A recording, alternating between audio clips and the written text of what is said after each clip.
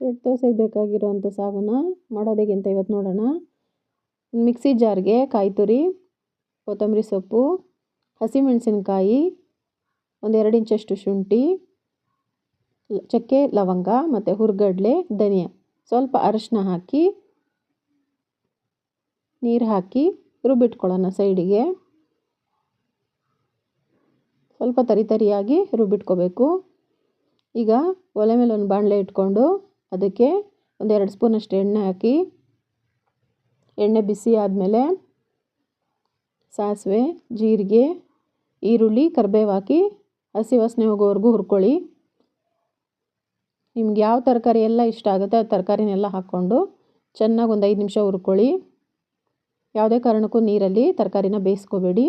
ರುಬ್ಬಿರೋ ಮಿಶ್ರಣ ಹಾಕಿ ಉಪ್ಪು ಹಾಕಿ ಒಂದು 5 ನಿಮಿಷ ಕುದಿಸಿ ದೋಸೆ ಜೊತೆ ಸಾಗು ರೆಡಿ.